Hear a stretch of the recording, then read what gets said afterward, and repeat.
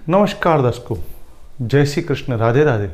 दर्शकों, वसंत ऋतु,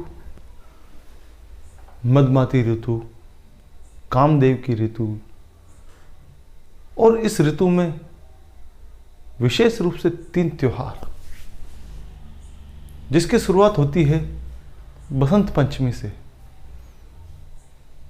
और ये चलता है होली तक। 40 दिन का ये पर्व कामदेव का पर्व कहा जाता है।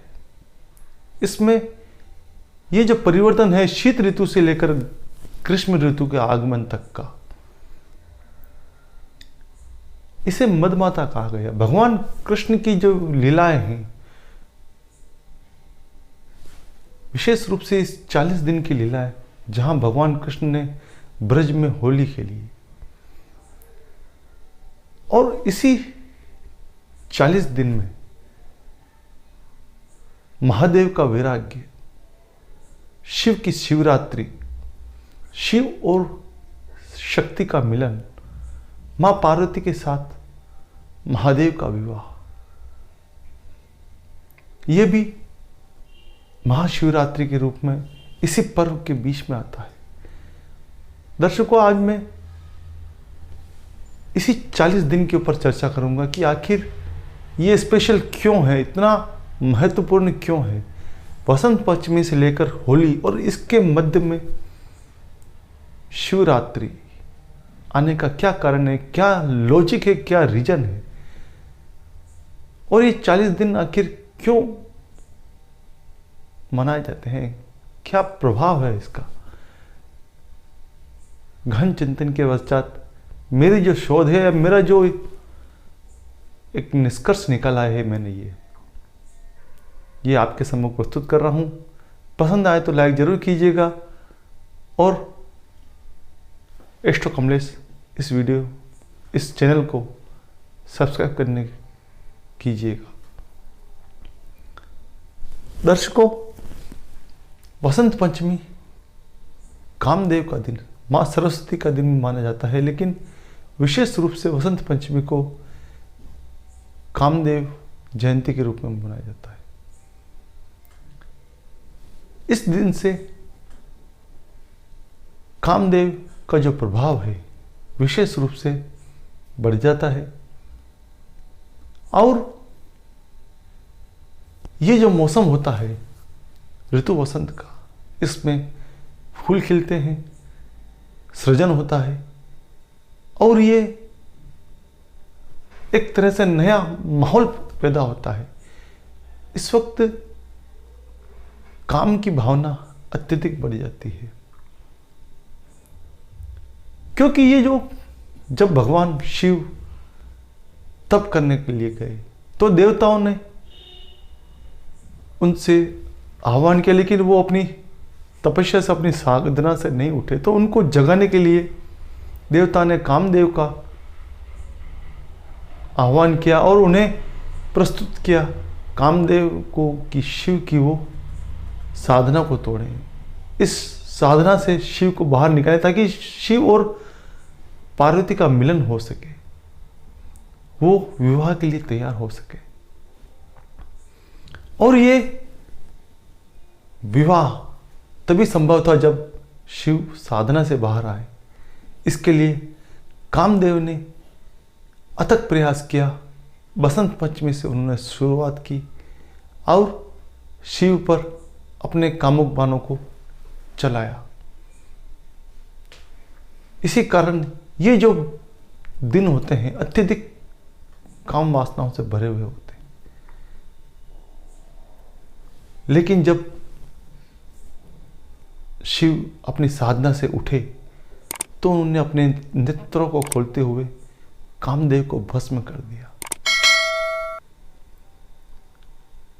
और ये उसके बाद शिव और पार्वती का मिलन हुआ महाशिवरात्रि के दिन। अब मैं अपने ज्योतिषीय दृष्टिकोण से आता हूं। शिवरात्रि ये जो दिन होता है, इस दिन सूर्य और चंद्रमा दोनों कुंभ राशि में आते हैं।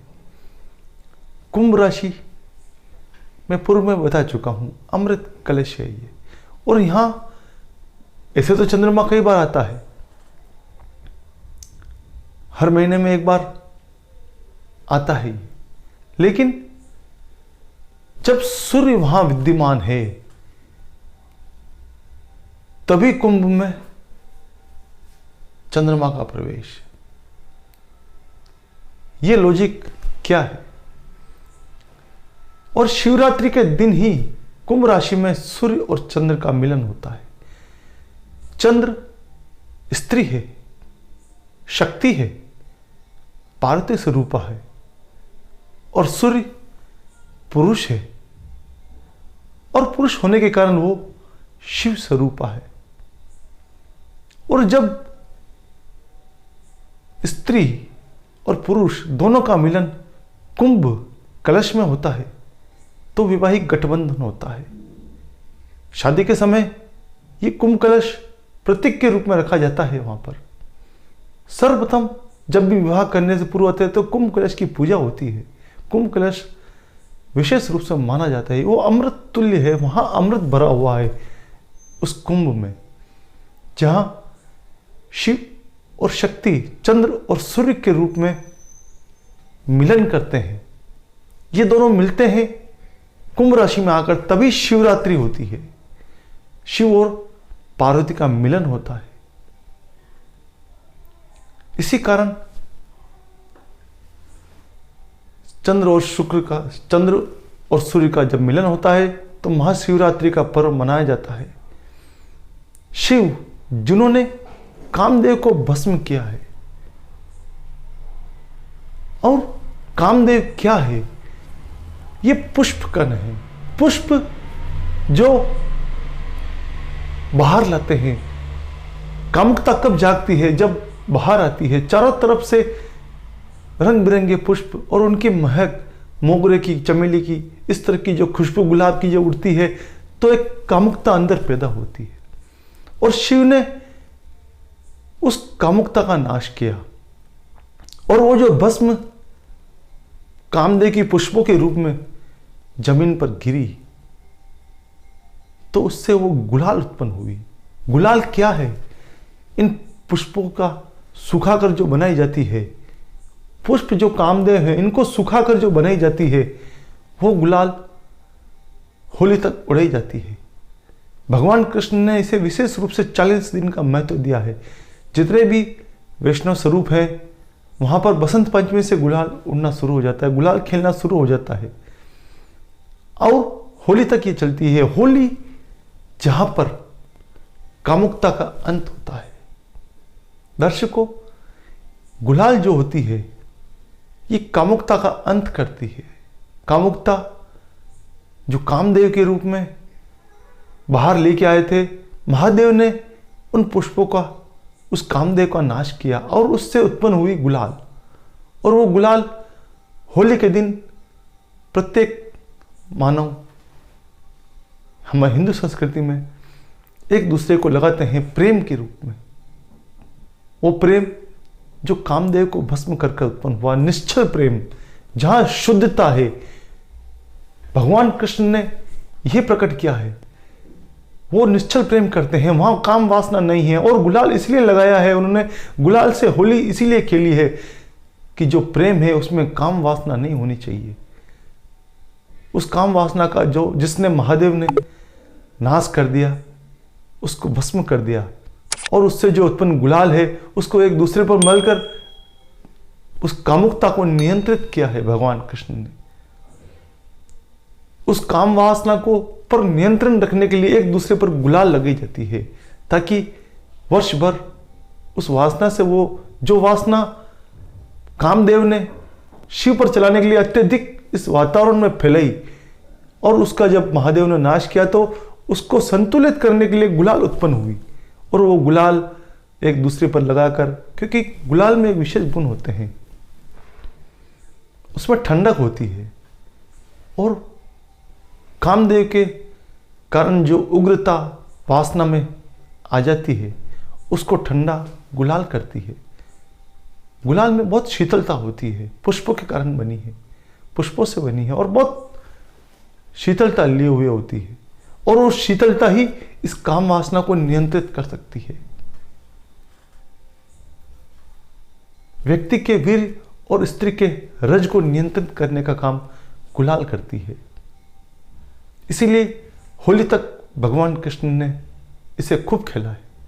बसंत पंचमी से होली तक भगवान इस गुलाल को खेलते हैं ताकि इस वासना को नियंत्रित कर सकें और शुद्ध प्रेम का विकास सृजन कर सकें।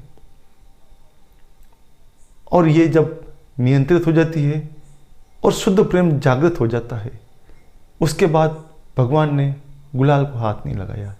होली तक ही उस गुलाल को खेला है और होली के पश्चात उसको रख दिया है, क्योंकि उसके बाद उसकी आवश्यकता नहीं है। गुलाल केवल और केवल उस वासना को, उस कामदेव को नियंत्रित करने के लिए खेली गई है। और ये ब्रज में विशेष रूप से इसीलिए खेली जाती है कि वहां शुद्ध प्रेम है, राधा और कृष्ण का शुद्ध प्रेम है। गोपियों के साथ जो भगवान ने शुद्ध प्रेम किया है, उसे नियंत्रित करने के लिए, उसमें काम वासना को हटाने के लिए भगवान ने होली को विशेष महत्व दिया है। होली तक 40 दिन भरपूर गुलाल खेली है उन्होंने और उसे बिल्कुल ही नियंत्रित करके उस प्रेम वासना, शुद्ध प्रेम को प्रस्तुत किया है। यह है पर्व 40 दिनों का, बसंत पंचमी से लेकर होली तक का पर्व, जहां गुलाल है, जहां निश्चल प्रेम है वो गुलाल है, जहां अनियंत्रित काम वासना को नियंत्रित करने की क्षमता गुलाल में है। और इसी कारण इसका सृजन महादेव ने किया, उस काम वासना को भस्म करके उसकी भस्म से गुलाल को उत्पन्न किया है। दर्शकों, ये छोटा सा विचार, और विशेष रूप से इस समय शुक्र उच्च का होता है, इसीलिए काम वासना भरपूर होती है। शुक्र काम वासना का कारक है और इसी दरमियान मार्च अप्रैल के मध्य में शुक्र उच्च का रहता है। शुक्र सूर्य के आसपास चलता है, या तो वो कुंभ राशि में होगा तो उच्च का होने का प्रयास करता है, या फिर वो उच्च का हो गया है। शुक्र अपने चरम स्वभाव में होता है, क्योंकि कुंभ शनि की राशि है और शनि की राशि में शुक्र अपना पूर्ण प्रभाव दिखाता है। दर्शकों, यह पर्व जहां बसंत पंचमी कामदेव से शुरू हुआ और चंद्र सूर्य का कुंभ राशि में मिलन हुआ शिव और पार्वती के रूप में, और जो कामदेव को भस्म से उत्पन्न गुलाल है वो होली तक खेलकर काम वासना को नियंत्रित करती है और शुद्ध प्रेम का सृजन करती है। यह पर्व होता है 40 दिन का। तो दर्शकों, आज मैंने अपने जो भी अनुसंधान या संबंध में सोच थी वो आपके सामने उपस्थित की। अगर आपको ये सही लगे तो वीडियो लाइक जरूर कीजिएगा, सब्सक्राइब कीजिएगा। पूरा वीडियो देखा इसके लिए आपको सहृदय धन्यवाद। जय श्री कृष्ण।